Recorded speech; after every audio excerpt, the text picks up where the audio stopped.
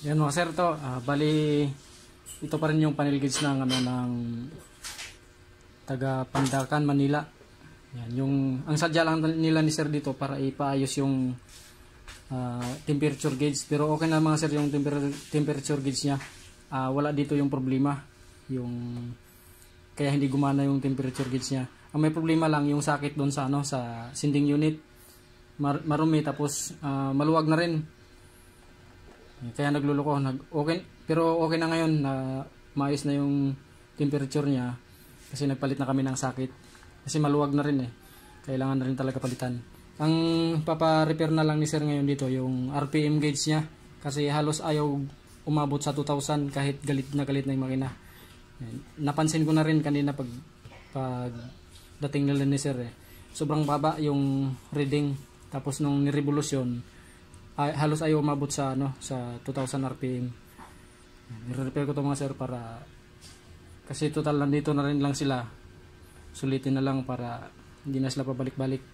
Baka sa susunod na buwan tuluyan na talagang hindi gagana tong RPM. Kaya total nandito na, gagawin na natin.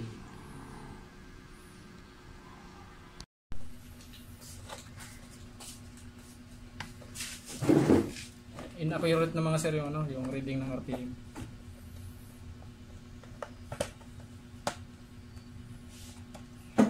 Hindi na tugma doon sa under ng makina yung reading ng RPM gauge niya.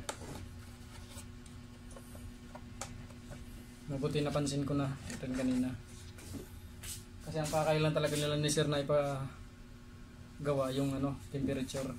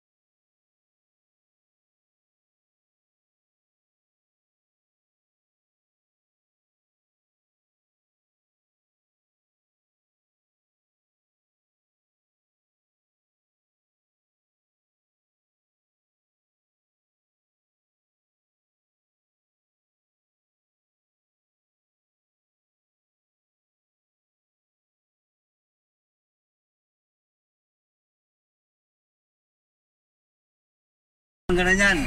Yung bang nakakapag-uwi. Yan o, pwede mo na i-vlog yan. Yan mga sir, ano, ayos na yung RPM ng Mitsubishi Adventure ni sir. Taga ano sir Pandacan sir, no? Pandacan Manila. Galing pa si sir ng Pandacan Manila. Kanina halos ayaw umabot sa 2,000 RPM yan mga sir. Pati speedometer. Yung speedometer nag-ingay din pagdating nila ni sir. Okay na rin yung speedometer. Yan. Pwede mo na paabutin sa red line sir. Mabuta hanggang 5. Abot na. Pag umabot na, ano mangyari?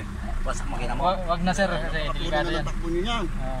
150 na yan. Tapos yung temperature ni sir okay na. Kasi ang pakailan talaga ni sir, kaya nagpunta si sir dito yung temperature gauge niya. 150 abot na sa warning. Pero yan pag ganyan yung ano niya, abot yung ano niya, speedometer. Okay na rin mga sir yung temperature gauge ni sir. Nagpalit na kami ng socket dun sa sensor. Socket lang ang problema nito mga sir, yung sa temperature. Sa Batangas. Okay na, RPM, ayos na yung reading niya. Start all grade.